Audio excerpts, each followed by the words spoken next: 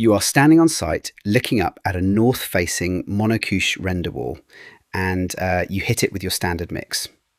Within 15 minutes, all the green algae just melts away. It looks fantastic. But right next to it, these persistent red streaks, they just sit there, virtually untouched. So what do you do? Well, if you are like a lot of contractors starting out, you reach for the chemical valves and you crank up your sodium hypochlorite strength. You give it another pass. Then another.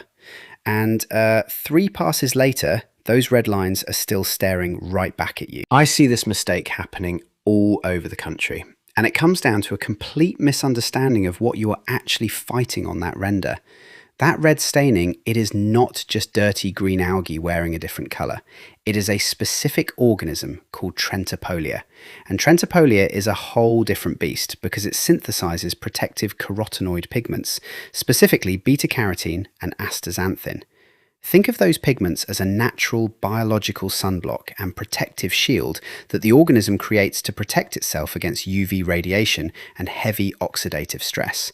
So when you spray a basic bleach solution onto it, that carotenoid barrier literally shields the cell structure from the chemical attack. Now, the knee-jerk reaction is to say, right, let us double the strength. Let us throw a 6% or even an 8% active mix at the wall.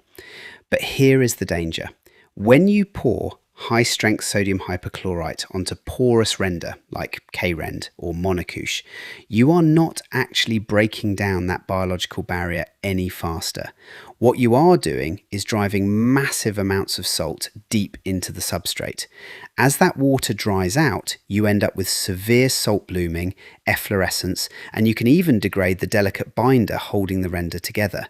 You end up burning the surface and permanently altering the colour of the finish.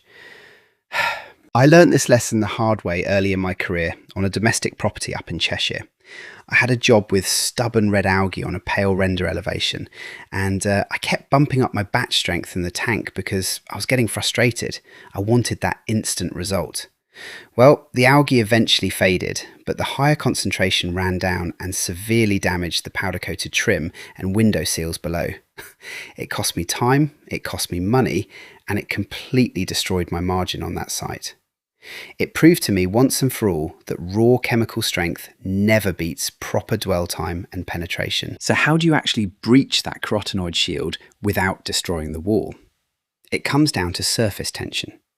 Water and unassisted hypochlorite mixes have a high surface tension, which means they pool on top of the organic sheath rather than soaking in. When you add a dedicated, bleach-stable surfactant like Softwash to your mix, you dramatically lower that surface tension.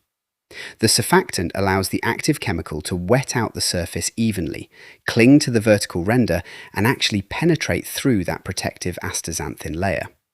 You do not need extreme chemical strength. You need the solution to sit where you put it, stay wet, and work its way into the pores of the render safely. So what does a proper professional protocol for red algae look like in practice? It is a strict 2-stage process. First, you mix a controlled 2 to 3% active sodium hypochlorite solution combined with your quality surfactant. You apply that at low pressure and you give it a full 25-minute dwell time. Do not rush it. Let the chemistry break down the cell walls naturally. After that dwell period, you perform a thorough low-pressure Softwash rinse to remove the dead organic matter and chemical residue from the render face. But you cannot stop there. Stage 2 is where the real long-term success happens. Even after rinsing, tiny microscopic spores of Trentepohlia remain buried deep inside the pores of the render. If you walk away now, that red algae will start returning within a few months. To stop that, you apply a post-treatment of a residual biocide based on DDAC, or didecyl dimethyl ammonium chloride. That DDAC stays in the substrate, creating an invisible protective barrier that neutralizes any germinating spores over the coming weeks and months. That is how you give your client a clean that genuinely lasts for years rather than months. When you understand the biological mechanics of what is growing on a building, everything changes. You step away from being a low-cost splash and dash operator who just blasts high pressure or strong bleach at every wall, and you become a genuine surface specialist. You can walk a site with a client, inspect the elevation, and explain exactly why red algae needs a controlled dwell time and a biocide treatment.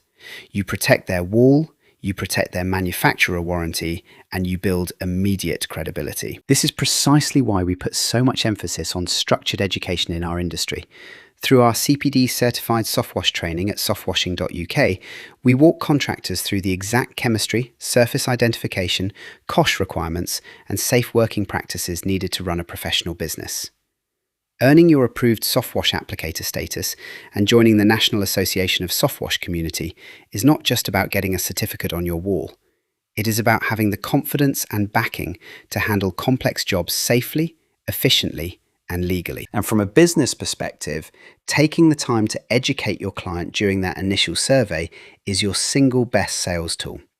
When you explain to a property owner why a quick blast of chemical will fail and why a 2-stage softwash and DDAC maintenance plan is required, you are not just selling a one-off clean anymore. You are setting up an ongoing, high-margin maintenance relationship. They realise you know your science, they trust your process, and they hire you to protect their property year after year.